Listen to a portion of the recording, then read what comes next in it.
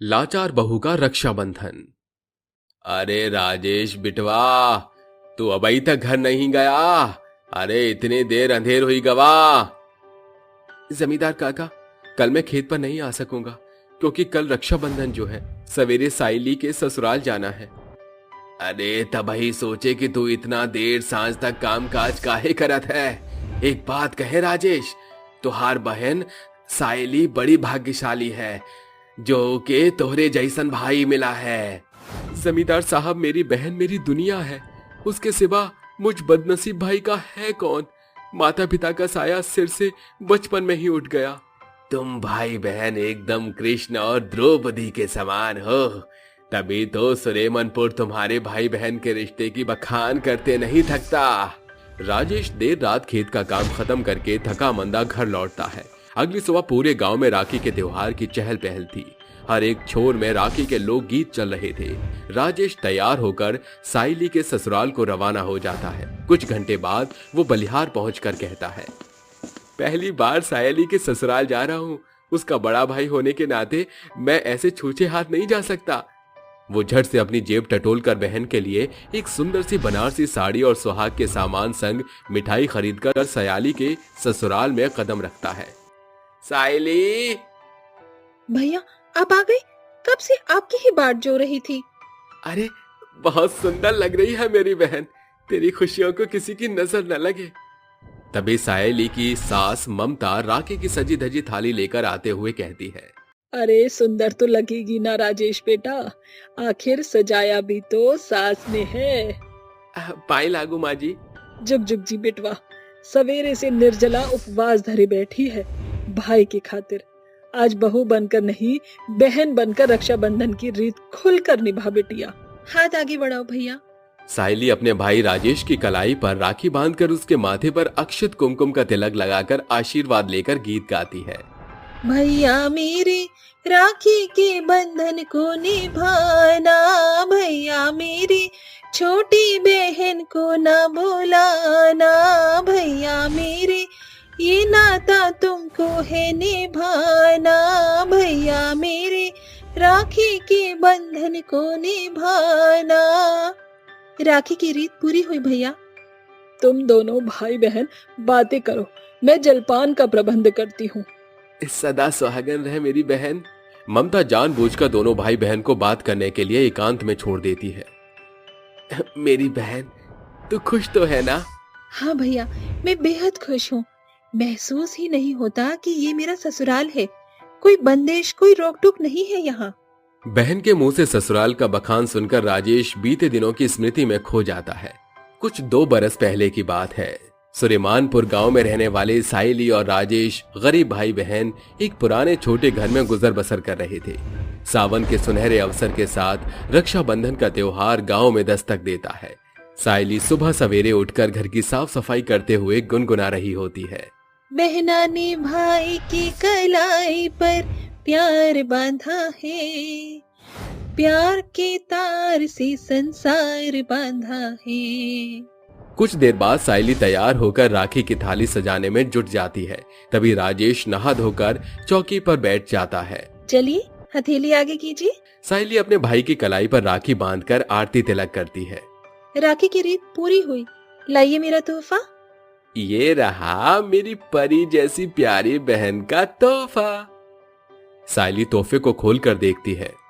अरे ये तो मेरा पसंदीदा रानी रंग का सूट है। तोहफा पसंद है ना? बहुत ज्यादा भैया। इसके सिवा इस राखी के रोज तेरी खातिर एक और तोहफा है। एक और तोहफा? पर क्या? राजेश अपनी जेब से राजीव नाम के लड़के की तस्वीर निकालकर कहता है। राजीव नाम है, खानदानी है, अच्छे ओहदे पर कार्यरत है। ये क्या भैया, आपको अपनी बहन को भगाने की इतनी जल्दी है? साइली, अब तो सयानी हो चुकी है। मेरी माँ बाबा के जाने के बाद बड़ा होने के नाते तेरा घर बसाने की जिम्मेदारी इस भाई के कंधे पर है। आज तो मेरी बहन है, मगर कभी तो तुझे किसी की बहू बनना ही था। तुझे ये बात बताने के लिए मुझे राखी के सुनहरे मौके से ज्यादा कोई दूसरी घड़ी सूझी ही नहीं। साइली रोते हुए अपने भाई के सीने से लग जाती है। बहन के ब्याह की खातिर राजेश जी तोड़ मेहनत करके शादी का सारा बंदोबस्त करता है, जिसके बाद सायली कादम्बरी की बहू बनकर ससुराल आती है। ससुराल के चौखट पर सहमी सायली के मन में सैकड़ों सवाल उमड़ रहे थे। तभी कादम्बरी कहती है, अरे बहू, इसे अपना ही घर समझ। यहाँ तुझे कोई भी तकलीफ नहीं होगी। बहू बनाकर नहीं, बेटी बनाकर रखूंगी तुझे। ये सुनकर सायली सुकून की सांस भरती है। शुरुआती दिन में तो कादम्बरी का बर्ताव सायली के संग एकदम मधुर होता है, मगर गुजरते महीनों के साथ वो बहू के संग बेरुखी से पेश आने लगती है। एक शाम, सायली बहू, राजीव का काम एकदम ठप पड़ गया। उसे नए सिरे से खड़ा करने के खातिर 5 लाख रुपए चाहिए। तू अपने भाई से पैसे की मांग कर। माँ जी, मेरे ब्याह में भैया ने भरसक खर्चा किया। उन्होंने आपकी मांग से बढ़ चढ़कर दहेज भी दिया था, मगर अब इतनी बड़ी रकम मेरा गरीब भाई कहाँ से देगा? जब इतनी धन धान्य होकर आप कुछ नहीं कर पा रहे हो, तो वो क्या करेंगे? ये सुनकर कादम्बरी गुस्से से भौएं ऊंची करके सायली के संग खूब सताव करती है। ससुराल का खाकर भाई की तरफदारी करती है। अगर कल तक पैसे नहीं आए तो अपना बोरिया बिस्तर उठाकर चलती बनियो यहाँ से। लाचार सायली अपने भाई को रोते हुए सारा सच बताकर पैसे की बात रखती है। बहन की खुशी की खातिर राजेश अपनी पुश्तैनी जमीन बेचकर पैसे लिए सायली की ससुराल आता है। माँ जी, ये लीजिए पैसे। शाबाश राजेश बेटा, तू जितना अक्लमंद है, तेरी बहन उतनी ही मूर्ख चंद है। राजेश इधर उधर ताकने लगता है, जैसे उस बेबस भाई की नजर अपनी लाचार बहन को ही खोज रही थी। माँ जी, मेरी बहन सायली कहाँ है? अगर इसे पता चल गया कि इसकी बहन कोठरी में लाचार और अधमरी पड़ी है। अरे बेटा, तेरे आने से क्षण भर पहले ही राजीव उसे घुमाने लेकर गया है। अच्छा, तो अब इजाजत दीजिए। गुजरते हर एक पल के साथ सायली का ससुराल उसके खातिर लाचारी का कैद खाना बनकर रह जाता है। अब जब कभी कादम्बरी को पैसे की जरूरत पड़ती, वो सायली पर सैकड़ों जुल्म करती। बहन की खुशियों की खातिर राजेश अपना सब कुछ न्यौछावर कर चुका था। सायली के ब्याह को 1 बरस होने को था। ये सोचकर राजेश कहता है, सावन का महीना शुरू हो चुका, परसों रोज राखी भी है। सायली को देखे बड़ा दिन बीत गया। राखी के रोज उसके ससुराल जाऊंगा। 3 दिन बाद राखी का त्योहार एक बार फिर पूरे देश भर में छा जाता है। राजेश तोहफे के साथ सायली के ससुराल आता है, जहां वो आंखों देखी अपनी बहन के संग अत्याचार होता देखकर बौखलाकर कहता है, तुम माँ बेटी की हिम्मत कैसे हुई मेरी बहन को हाथ लगाने की? मुझे नहीं मालूम था कि मैं अपनी बहन को ऐसे कसाईयों के पल्ले बांध रहा हूँ। अरे, इतना ही गरज है तो ले जा अपनी इस बहन बला को। ले जाऊंगा, मगर तुम्हें बख्शूंगा नहीं। राजेश दोनों के खिलाफ पुलिस स्टेशन में एफआईआर दर्ज करता है, जिसके फौरन बाद उन्हें जेल हो जाती है। सायली अपने भाई के साथ एक बार फिर राखी की रीति निभाती है। मुझे माफ कर दे मेरी बहन, मैं एक भाई होने का फर्ज अदा नहीं कर सका। ऐसा ना कहो भैया, आपने अपनी बहन की रक्षा का फर्ज आज पूरा किया है। कुछ महीने गुजरने के बाद राजेश एक बार फिर अपनी बहन का घर बसाने के बारे में सोचकर कहता है, अब की बार मैं अपनी बहन को अपनी आंखों से ज्यादा दूर नहीं भेजूंगा। वो पास के ही गांव बलिहार में रहने वाले अपने एक दोस्त से उसकी शादी कराता है, जहां सायली के सारे सपने साकार होता देख वो भाई मन में कहता है, आज मेरे मन को बेहद सुकून है कि मेरा ये चुनाव मेरी बहन सायली के लिए सुखद साबित हुआ। इस भाई ने आज राखी और तेरी रक्षा दोनों का फर्ज अदा किया मेरी बहन। रक्षाबंधन के रोज बहन का ससुराल में मान देखकर बेबस गरीब भाई की खुशियों का ठिकाना नहीं रहता। अंत में रक्षाबंधन के बीतने के बाद राजेश सायली के ससुराल से अपने घर सुरेमनपुर लौट आता है। भूतिया अनाथ बच्चों की प्रेग्नेंट माँ। प्रीत विहार नाम का एक गांव था, जहां सुमन अपने पति दामोदर और सास मंजू के साथ रहती थी। सुमन 8 महीने की गर्भवती थी। घमंडी मंजू उससे इस हालत में भी घर का पूरा काम करवाती थी। सुमन पोछा लगा ही रही थी कि उसके पैर से बाल्टी का सारा पानी फैल गया। उसी वक्त सास मंजू आकर पानी से फिसल जाती है और सुमन को सुनाने लगती है, अरे राम, मार डाला रे मेरे को, नासपीटी गरम जली सास को गिराने वाली कुल्टा। आने दे मेरे बेटे को, मेरी जो कमर तोड़ी है ना, वो तुझसे हिसाब लेगा। माफ कर दीजिए माँ जी, मुझसे गलती से पानी गिर गया। मैं सफाई कर रही थी और पता नहीं आप कब आ गई। मैं भी साफ कर देती हूँ। कमाल डायन, साफ बाद में कर लियो, पहले मुझे उठा।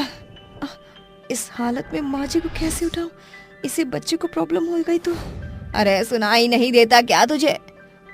माँ जी मुझे माफ कर दीजिए, मैं आपको उठा नहीं पाऊंगी, बच्चों को चोट लग सकती है। अरे वाह वाह, जब मुझे गिराया, बाल्टी में लात मारी, तब बच्चा याद नहीं आया। ठीक है, मैं खुद उठ जाऊंगी। माँ जी आप अच्छे से जानती है कि मैं 8वें महीने से बाहर नहीं उठा सकती। बहाने बंद कर, मेरे बेटे को आने दे, तू एक बार देख ले। ये बोलते ही मंजू खुद उठ जाती है और शाम को अपने बेटे को भड़का भड़का कर सारी बात बता देती है, जिसके बाद वो सुमन के पास आता है और गुस्से से एक चाटा मार कर कहता है, तेरी हिम्मत भी कैसे हुई मेरी माँ को गिराने की, और फिर उन्हें उठाया भी नहीं? शर्म नहीं आई तुझे अपनी सास को मना करते हुए? अब ये बच्चा तुझे मेरी माँ से भी ज्यादा प्यारा हो गया। जी आप ये क्या कह रहे हैं? मैंने मम्मी जी को जानबूझकर नहीं गिराया। आप तो जानते हैं इस समय वेट नहीं उठा सकती मैं, डॉक्टर ने मना किया है। अरे डॉक्टर गया भाड़ में, मन तो आ रहा है तुझे बेल्टों से मारूं, लेकिन अभी बच्चा है, छोड़ रहा हूँ तुझे। कल 2 तारीख होने वाली है, तेरे बाप ने अभी तक हमें पैसे क्यों नहीं दिए? ये आपको क्या हो गया?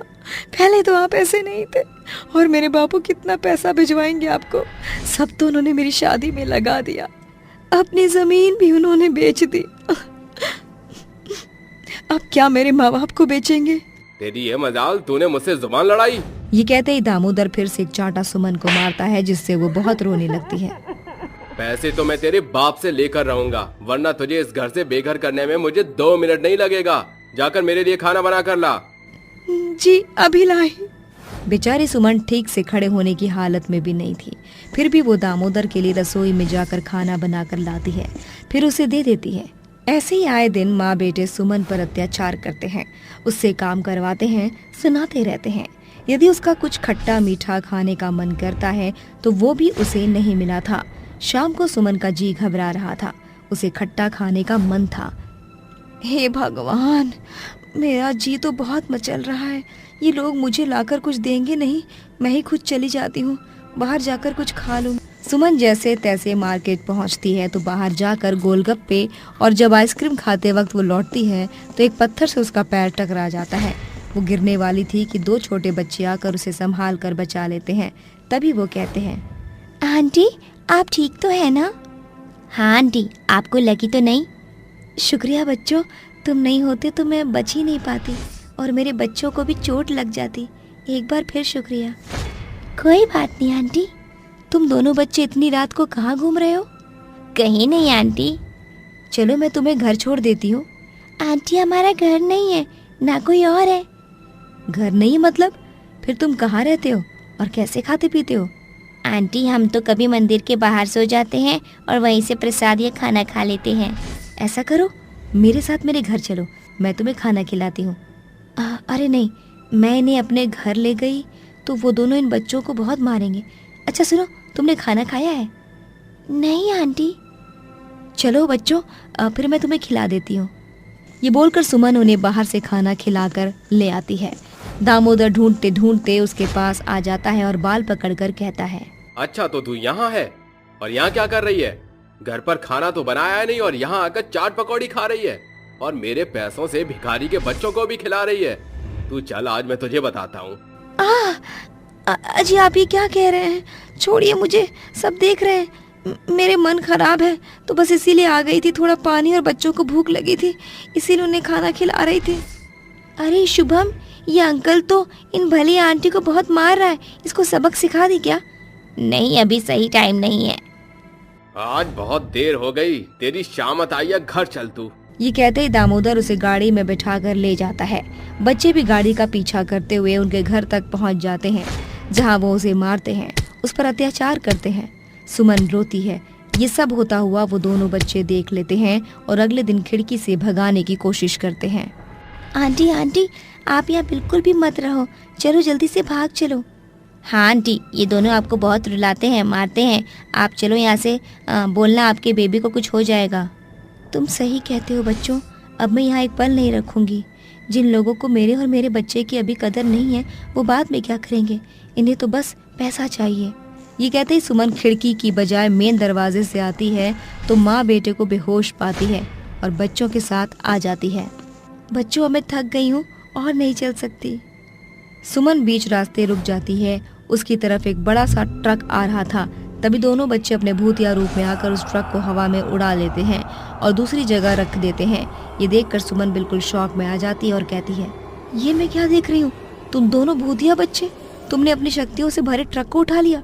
हाँ आंटी, इतने प्यारे बच्चों की ये दशा किसने की, बताओ मुझे। मैं बताता हूँ आंटी। हम दोनों भाई बहन अनाथ आश्रम में थे। हम शुरू से नहीं जानते थे हमारे माता पिता कौन हैं, लेकिन अगर वो हमारे साथ होते तो आज हमारी दशा ये नहीं होती।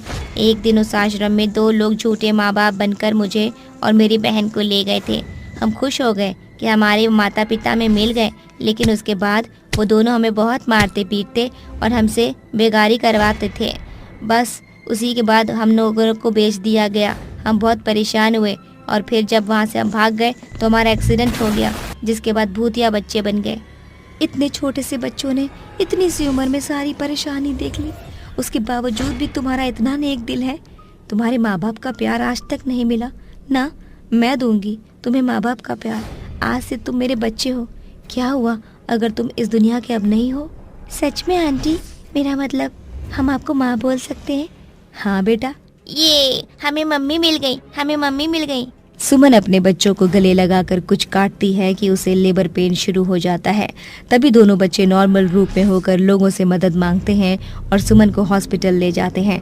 कुछ देर बाद सुमन को एक प्यारी सी बेटी होती है, जिसके बाद खुशी खुशी अपने 3 बच्चों के साथ रहती है और दामोदर को तलाक दे देती है। बाढ़ में चुड़ैल की डोली। हरिनगर के एक छोटे से गांव में एक विमला नाम की औरत अपनी बेटी काजल के साथ रहती थी। विमला का पति भूपेश अंधा था। एक दुर्घटना के दौरान उसकी दोनों आंखों की रोशनी चली गई थी। तब से उसे कुछ भी दिखाई नहीं देता था। वहीं दूसरी तरफ काजल अब शादी के लायक हो गई थी और विमला को उसकी शादी की चिंता दिन रात खाई जा रही थी। एक दिन विमला अपने पति भूपेश से कहती है, अजी, बिटिया कितनी बड़ी हो गई है, अब हमें उसकी शादी करनी होगी। कोई अच्छा सा लड़का मिले तो मैं रिश्ता पक्का कर दूं। तुम चिंता मत करो, मैं आंखों से अंधा हूँ, लेकिन मुझे अपनी बेटी का ख्याल है, इसलिए मैंने आज ही घर पर पंडित को बुलाया है। लेकिन शादी तो कर देंगे, पर शादी के लिए पैसा कहाँ से आएगा? मैं जितना कमाती हूँ इतने में केवल घर का खर्चा ही चल पाता है। देखो विमला, हम गरीब लोग हैं और मैं लड़के से पहले ही कह दूंगा कि हम केवल 2 जोड़े में अपनी लड़की विदा करेंगे। अरे भला इस तरह कोई मानता है क्या? आजकल तो शादियों में खूब सारा दहेज चलता है, उतना दहेज कहाँ से लाएंगे हम लोग? तुम चिंता मत करो, ऊपर वाले पर छोड़ दो, वो हमारी बिटिया के साथ कुछ गलत नहीं होने देगा। तभी उनके घर में पंडित जी आ जाते हैं और लड़कों की फोटो दिखाने लगते हैं, जिसमें से विमला को एक तस्वीर पसंद आती है। अरे ये लड़का तो बहुत ही सुंदर लग रहा है, हमारी बिटिया की जोड़ी इस लड़के के साथ तो बहुत ही अच्छी लगेगी। लेकिन ये लड़का करता क्या है? अरे बहन जी, लड़का तो आपने खूब अच्छा पसंद किया है। आपको पता है, ये वकील है, वकील। हमारी बिटिया नोटों में खेलेगी, नोटों में। तभी विमला मायूसी के साथ कहती है, जितनी अच्छी नौकरी उतना ही ज्यादा दहेज। नहीं नहीं, हमें कोई दूसरा लड़का दिखाओ। अरे अरे, ये कैसी बात कर रही हो बहन जी? हम सारे रिश्ते ऐसे लेकर आए हैं जो आपसे एक आना भी दहेज में नहीं मांगेंगे। क्या कहा? सच कह रहे हो पंडित जी? लेकिन आज के जमाने में ऐसे कौन लोग हैं जो दहेज न ले? लगता है साक्षात राम जी हमारी बिटिया के लिए पधारे हैं। अरे भाई साहब, आप दहेज की चिंता ना करो, ये सब तो मैं अपने आप संभाल लूंगा। आप दोनों तो बिटिया की शादी की तैयारियां करो, तैयारियां। इतना कहकर पंडित वहां से चला जाता है और कुछ ही दिनों में विमला भूपेश दोनों मिलकर काजल की शादी उसके पति विवेक से करवा देते हैं। लेकिन लड़के की तरफ से बारात में कोई खास लोग नहीं आते, केवल उसकी माँ और उसका पिता ही मौजूद होता है। जिसके बाद विवेक शादी करके काजल को अपने घर ले आता है। शादी के बाद काजल अपनी सभी जिम्मेदारियों को संभाल लेती है और घर के एक एक काम को बहुत ही अच्छे से करती है, जिसकी वजह से लड़के की माँ सरला बहुत ज्यादा खुश होती है।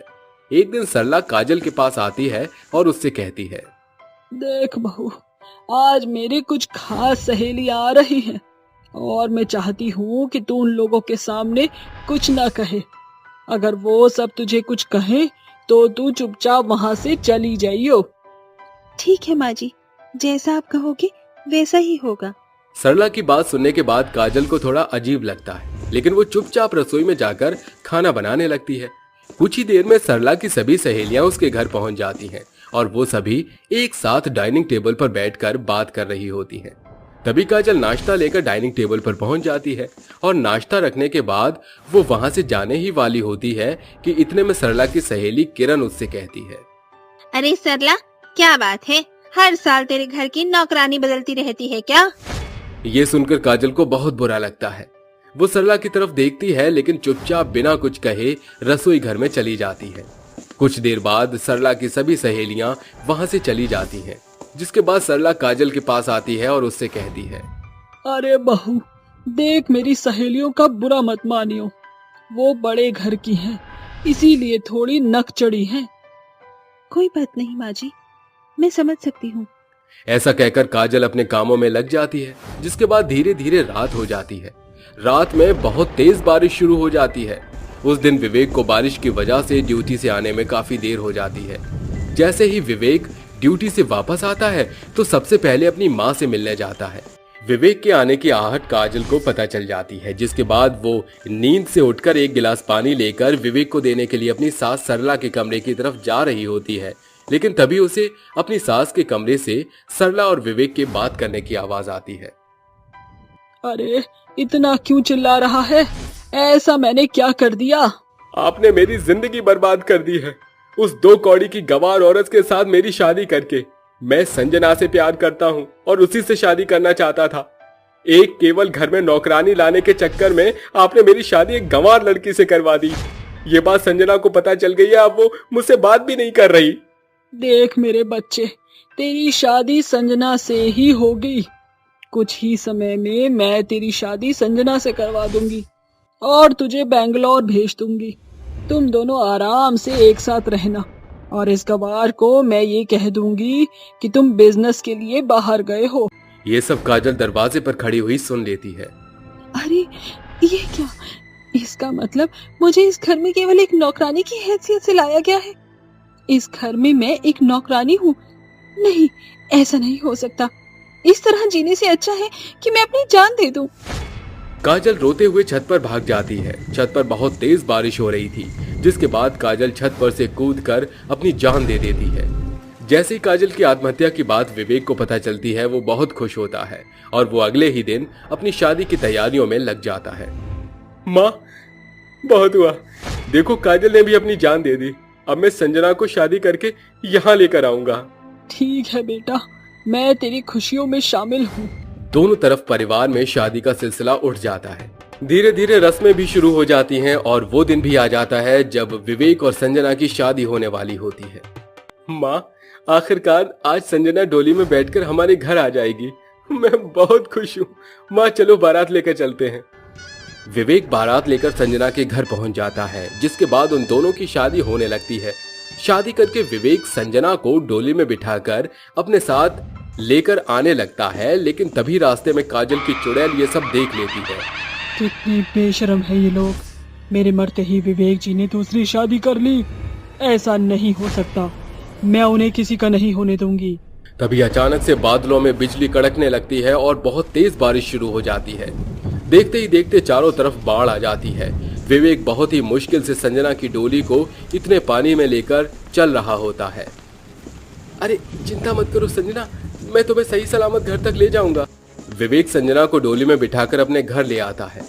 डोली में से जैसे ही संजना बाहर आती है, विवेक संजना का घूंघट उठाते हुए कहता है, देखो मेरी जान, हम अपने घर पहुंच ही गए। आज के बाद हम दोनों एक साथ मेरे घर में रहेंगे। घूंघट ऊपर उठते ही घूंघट के नीचे एक बहुत भयानक चुड़ैल होती है, जिसे देखकर विवेक हक्का बक्का रह जाता है। चुड़ैल? संजना, मेरी संजना कहाँ है तू? चुड़ैल, तूने मेरी संजना के साथ क्या किया? बता चुड़ैल, कौन है तू? मैं काजल हूँ, जिसे तुम अपनी माँ के साथ नौकरानी बनाकर अपने घर लेकर आए थे। तुमने मेरे साथ अच्छा नहीं किया, जिसकी सजा मैं तुम्हें जरूर दूंगी। माफ कर दो मुझे, माफ कर दो, मुझसे बहुत बड़ी गलती हो गई। ऐसे कैसे माफ कर दूं? जब तक मैं तुम्हें मार नहीं देती, मेरी आत्मा को मुक्ति नहीं मिलेगी। इतना कहते ही चुड़ैल विवेक को मार देती है, साथ ही साथ उसकी माँ का गला घोंट कर उसे भी मार देती है, जिसके बाद चुड़ैल की आत्मा को मुक्ति मिल जाती है और वो वहाँ से हमेशा हमेशा के लिए चली जाती है। गरीब लड़का और सोने की राखी की बारिश। हीरापुर नाम का एक बहुत पुराना गांव था। उस गांव के चारों तरफ बहुत सारे जंगल और पहाड़ थे। गांव के सारे चरवाहे जंगल और पहाड़ों पर अपनी अपनी बकरियां और जानवर लेकर जाते थे। उसी गांव में घनश्याम नाम का एक लड़का भी रहता था। घनश्याम बहुत ही गरीब था। घनश्याम के पिताजी एक गरीब किसान थे। उनके पास केवल 3 बीघा जमीन थी। उसी से वो परिवार का खर्चा चलाते थे। घनश्याम की एक बहन भी थी जिसका नाम शीला था। घनश्याम ने अपने घर में 2 बकरियों को पाल रखा था। वो दोनों बकरियों को लेकर रोज पहाड़ पर जाता था। दोनों बकरियां दिन भर पहाड़ों पर घास और हरी हरी पत्तियां खाती थीं और घनश्याम पेड़ की छांव में बैठकर सोता रहता था। एक दिन घनश्याम पहाड़ के ऊपर बकरियां चरा रहा था। तभी अचानक जोर की बारिश होने लगती है। पहाड़ के ऊपर एक बहुत पुराना माता का मंदिर था जो खंडर हो चुका था। घनश्याम अपनी दोनों बकरियों को लेकर मंदिर में छुप जाता है और बारिश के रुकने का इंतजार करने लगता है। पर शाम हो जाती है लेकिन बारिश बंद नहीं होती। घनश्याम कहता है, हे भगवान, बारिश तो रुकने का नाम ही नहीं ले रही है। अब मैं क्या करूं? अगर पानी में भीग गया तो बीमार पड़ जाऊंगा और मेरे पास तो दूसरे कपड़े भी नहीं हैं। घनश्याम बहुत गरीब लड़का था। उसके पास केवल एक जोड़ी कपड़े थे। उसी से वो अपना काम चलाता था और इस तरह बारिश बंद होने का इंतजार करते करते रात हो जाती है। खंडर हो चुके मंदिर के अंदर बहुत सारी लताएं लगी हुई थीं। घनश्याम पेड़ की लताएं तोड़कर अपनी दोनों बकरियों को मंदिर के अंदर बांध देता है और वहीं नीचे जमीन पर लेट जाता है। थोड़ी देर बाद घनश्याम को नींद आ जाती है और वो सो जाता है। रात में घनश्याम एक सपना देखता है। बारिश का महीना शुरू हो चुका था। एक दिन घनश्याम के पिताजी घर में घनश्याम से कहते हैं, बेटा घनश्याम, बारिश शुरू हो चुकी है और अभी तक खेतों में बुआई नहीं हुई है। घर में कुछ पुराने बीज रखे हैं, तो मेरे साथ खेत पर चलो, हम दोनों मिलकर बुआई कर देंगे। लेकिन पिताजी, दोनों बकरियां सुबह से भूखी हैं और उन्हें लेकर जंगल में भी तो जाना है। तब घनश्याम के पिताजी कहते हैं, आज बकरियां चराने शीला चली जाएगी, तुम मेरे साथ खेत पर चलो। घनश्याम अपने पिताजी की बात मान लेता है और इसके बाद दोनों बाप बेटे बीज लेकर खेत की तरफ चल पड़ते हैं। रास्ते में चलते हुए घनश्याम के पिताजी घनश्याम से कहते हैं, बेटा, कुछ दिनों बाद रक्षाबंधन का त्योहार आने वाला है। हर बार की तरह इस बार भी रक्षाबंधन का त्योहार ऐसे ही निकल जाएगा। तब घनश्याम कहता है, तो क्या हुआ पिताजी, हमारे पास पैसे नहीं है, लेकिन हम खुश तो हैं। इस तरह बात करते करते दोनों बाप बेटे अपने खेत पर पहुंच जाते हैं। दोनों दिन भर मेहनत करके खेत की बुआई करते हैं और शाम को वापस अपने घर लौट आते हैं। घर पहुंचते ही घनश्याम के पिताजी आवाज लगाते हैं, शीला, अरे ओ शीला, बेटा एक गिलास पानी तो लाना। लेकिन अंदर से कोई जवाब नहीं आता। तब घनश्याम के पिताजी घनश्याम से कहते हैं, बेटा अंदर जाकर देख, शायद शीला रसोई में होगी। घनश्याम अंदर जाकर देखता है, लेकिन घर में शीला नहीं थी और दोनों बकरियां भी नहीं थी। घनश्याम तुरंत दौड़कर बरामदे में आता है और पिताजी से कहता है, पिताजी, शीला अभी तक जंगल से बकरियां लेकर नहीं आई है और थोड़ी देर में रात होने वाली है। मैं जंगल जाकर देखता हूँ। जाओ बेटा, लेकिन जल्दी आ जाना। इसके बाद घनश्याम भागता हुआ जंगल में पहुंच जाता है और शीला को ढूंढने लगता है, लेकिन उसे शीला कहीं नजर नहीं आती। थोड़ी देर बाद उसे जंगल में अपनी दोनों बकरियां दिखाई देती हैं और घनश्याम समझ जाता है कि शीला भी आसपास ही होगी। तभी अचानक घनश्याम की नजर एक पेड़ के नीचे पड़ती है। शीला वहाँ बेहोश पड़ी हुई थी। घनश्याम तुरंत उसके पास जाकर देखता है तो उसके पैर में सांप के काटने का निशान था। शीला, उठो बहन, तुम्हें क्या हो गया है? घनश्याम की आंखों से आंसू निकलने लगते हैं। वो तुरंत शीला को अपनी गोद में उठाकर घर ले जाता है। शीला को इस हालत में देखकर घनश्याम के पिताजी कहते हैं, क्या हुआ है इसे घनश्याम? तब घनश्याम रोते हुए बताता है कि शीला को सांप ने काट लिया है। घनश्याम के पिताजी तुरंत दौड़ते हुए गांव के वैद्य के पास जाते हैं। वैद्य तुरंत आकर शीला का इलाज करता है और घनश्याम के पिताजी से कहता है, अब घबराने की कोई बात नहीं, थोड़ी देर में इसे होश आ जाएगा। मैं एक जड़ी बूटी दे रहा हूँ, रात को दूध के साथ मिलाकर पिला देना इसे। इसके बाद वैद्य वहाँ से चला जाता है। थोड़ी देर बाद शीला को होश आ जाता है और वो घनश्याम के गले लगकर रोने लगती है। घनश्याम शीला से कहता है, आज के बाद तुम कभी अकेले जंगल नहीं जाओगी। दोनों भाई बहन का प्यार देखकर पास में खड़े घनश्याम के पिताजी की आंखों में आंसू आ जाते हैं। अगले दिन घनश्याम दोनों बकरियां लेकर जंगल की तरफ निकल पड़ता है। जंगल जाने से पहले शीला एक कपड़े में रोटी और अचार अपने भाई घनश्याम के लिए बांध देती है। जंगल पहुँचते पहुँचते घनश्याम को दोपहर हो जाती है और उसे भूख लगने लगती है।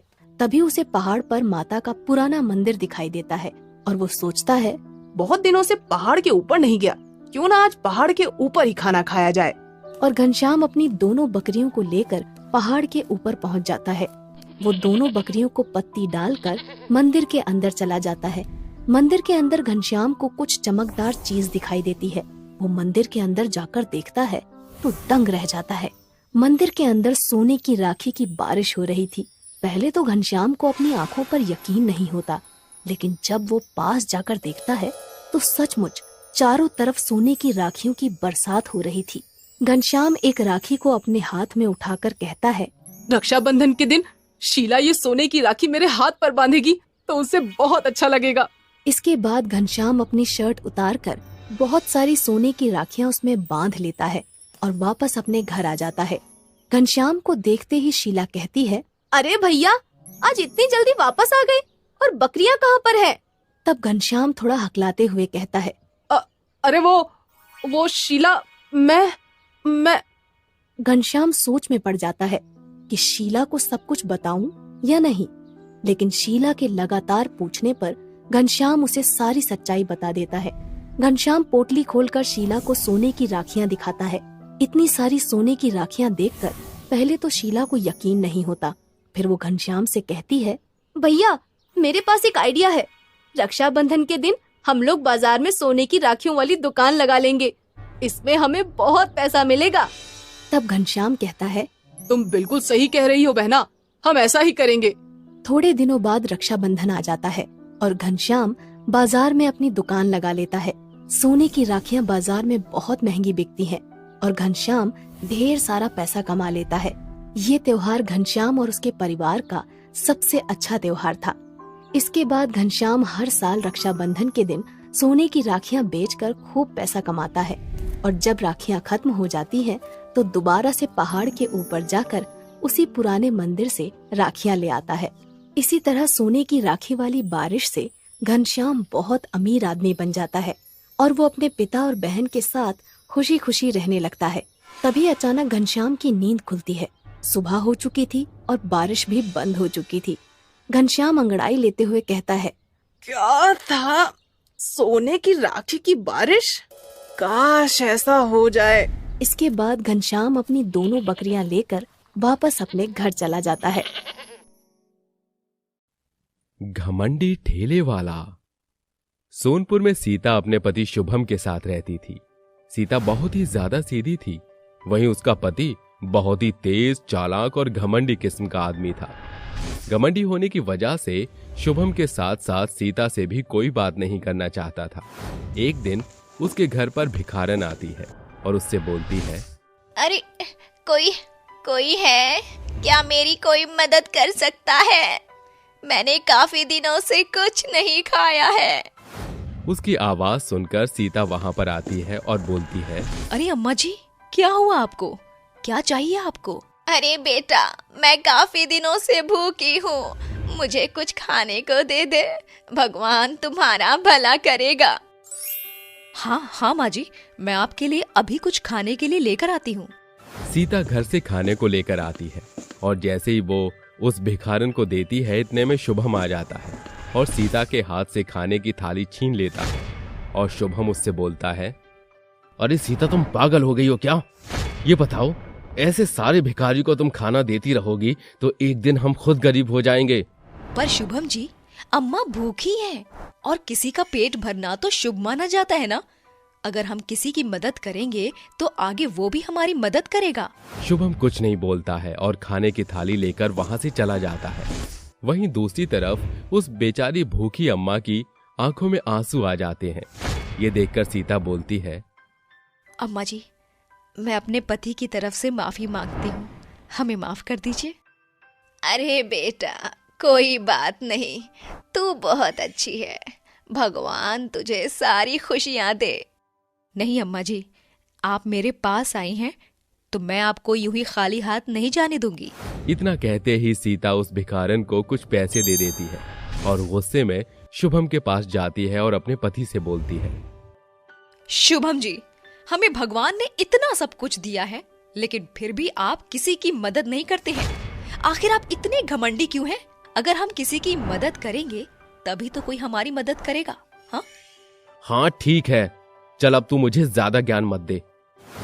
इतना कहकर वो अपनी सब्जी का ठेला लेकर चला जाता है। बाजार में शुभम अपनी सब्जियों का ठेला लगाता है। तब उसके पास लड़की आती है। हरी और ताजी सब्जियां देखकर वो लड़की शुभम से पूछती है, भैया वो टमाटर कैसे दिए? 10 रुपए किलो। लेकिन तुम कहो तो मैं तुम्हें फ्री में दे दूंगा, क्योंकि तुम हो ही इतनी खूबसूरत कि हर इंसान तुम्हें फ्री में सामान देना चाहेगा। आप कैसी बातें कर रहे हैं? आपने मुझे समझ क्या रखा है? तुम्हारे ठेले से सब्जी ले रही हूँ, इसका ये मतलब नहीं कि तुम मुझे गंदी नजरों से देखो। अरे मैडम, आप तो गुस्सा हो गई। मैं तो बस आपकी सुंदरता की तारीफ कर रहा था। बताओ कितने के टमाटर पैक करूं आपके लिए? नहीं नहीं, मुझे तुमसे कुछ नहीं चाहिए। तुम जैसे ठेले वाले ही बाकी ठेले वालों को बदनाम करके बैठे हो। मुझे नहीं खरीदना तुमसे कुछ भी, समझे? इतना कहकर वो लड़की वहां से चली जाती है। यहाँ ठेला वाला उसको घूरता रहता है और हंसते हुए खुद से बोलता है, पता नहीं लड़कियां मुझसे इतनी नाराज क्यों हो जाती। मैं तो इतना सुंदर हूँ, फिर भी लड़कियां मुझसे पटती नहीं हैं। भगवान जाने मुझ में क्या कमी है। शुभम घमंडी और अकड़ू होने के साथ साथ ठरकी भी था, और जो भी उसके पास लड़की आती उसको वो ऐसे ही बुरी नजरों से देखता और गंदे कमेंट पास करता। और अब ऐसे ही कुछ महीने बीत जाते हैं। तभी शुभम के पास एक शहर की लड़की शिखा आती है। वो बहुत ही खूबसूरत थी और उसकी हरी और ताजी सब्जियां देखकर उससे बोलती है, भैया हरी और ताजी सब्जियां कितने की है? उसकी सुंदरता और रहन सहन को देखकर मानो शुभम अपने होश खो बैठता है और उस लड़की को निहारता रहता है। शिखा उससे फिर पूछती है, अरे भैया कहाँ खो गए? मैं तुमसे बात कर रही हूँ। ये सब्जियां कितने की हैं? अरे मैडम, आप यहाँ की तो नहीं लगती। कहाँ से आई हो आप? तुमसे मतलब? मैं चाहे कहीं की भी रहने वाली हूँ। तुम अपनी सब्जी बेचने का काम करो और बताओ पहले कि ये हरी सब्जियां कितने की दी? जी, सब्जियां 30 रुपए किलो हैं। आधा किलो हरी सब्जियां बांध दो। शुभम सब्जियां बांधकर उसके हाथ में जैसे ही एक हाथ से सब्जियां देता है, वैसे ही दूसरे हाथ से उसका दूसरा हाथ पकड़ लेता है। और ये सब देखकर शिखा के हाथों से सब्जियां गिर जाती हैं। शिखा को बहुत गुस्सा आता है और शिखा उसको जोरदार थप्पड़ मारती है। शिखा किसी को कुछ बताए इतने में शुभम ने अपनी चालाकी दिखा दी और जोर जोर से चिल्लाने लगा, चोर चोर चोर, सब्जी लेने के बहाने तू आती है और मेरी सब्जियां ना खरीद कर मेरी सब्जियों को चुरा कर ले जाती है। अरे भाइयों देखो, ये चोर है, इसको कोई भी कुछ मत देना। और जब मैं इसे रोक रहा हूँ तो इसने मुझे ही थप्पड़ मारा और मुझ पर ही उल्टा इल्जाम लगाने के लिए आ गई है कि मैं इसके साथ छेड़खानी कर रहा हूँ। वहां पर भीड़ इकट्ठा हो जाती है और बाकी ठेले वाले शुभम की गलती न देख बल्कि शिखा को बोलने लगते हैं, अरे तुम देखने में तो काफी पढ़ी लिखी लगती हो, शहर से आई हुई लगती हो, लेकिन हरकत तुम्हारी चोरों वाली है। छी छी छी। ये सब देखकर शिखा समझ जाती है कि ये कोई मामूली नहीं बल्कि बहुत ही चालाक और घमंडी किस्म का इंसान है। ये खुद की गलती कभी भी सामने नहीं आने देता बल्कि घमंड में रहकर चालाकी दिखा जाता है। शिखा उस टाइम तो कुछ नहीं बोलती और चुपचाप वहां से चली जाती है। लेकिन अगले दिन वो फिर से उस ठेले वाले के पास आती है और उससे एक बार फिर पूछती है, भैया सब्जियां कैसे दी? देखा शहर वाली मैडम, तुमने मुझे सबके सामने नीचा दिखाने की कोशिश की, लेकिन किसी को भी यहाँ नहीं पता था कि वहां पर तुम्हारी नहीं मेरी गलती थी। मैंने तुम्हें छेड़ा था, तुम्हारा हाथ पकड़ा था, लेकिन बेचारी के ऊपर किसी ने विश्वास नहीं किया। कोई बात नहीं, अब सब विश्वास करेंगे कि तुम कितने नीच और घटिया इंसान हो, समझे? क्या सबूत है तेरे पास? मैं यहाँ की नई डीसीपी हूँ और तेरी सारी हरकत मेरे फोन के कैमरे में रिकॉर्ड हो चुकी है। अब तुझे कोई बचा नहीं सकता। इतना कहकर शिखा उसको जेल के सलाखों के पीछे डाल देती है और जब सीता को ये बात पता चलती है तब वो अपने पति से मिलने जेल में आती है और रोते हुए बोलती है, शुभम जी, मैं कहती थी कि हमें सबकी भलाई करनी चाहिए और सबकी मदद करनी चाहिए, लेकिन आपने ऐसा कभी नहीं किया। आज आप अपनी करनी की वजह से जेल की सलाखों के पीछे हैं। यहाँ ये सब देखकर अब शुभम को अपने किए पर पछतावा होने लगा और वो अपनी बीवी से माफी मांगने लगा, लेकिन उसका पछताने का कोई फायदा नहीं था क्योंकि अब शुभम सलाखों के पीछे था और उसको 2 साल की जेल हो गई। अगले 2 साल बाद जब शुभम जेल से बाहर आया तब वो बिल्कुल बदल गया था और अब सबकी मदद किया करता था। साथ ही वो किसी भी औरत पर बुरी नजर नहीं रखा करता था। अब वो घमंडी नहीं बल्कि दयालु इंसान बन चुका था और अपनी पत्नी सीता के साथ खुशहाल जीवन व्यतीत करने लगा।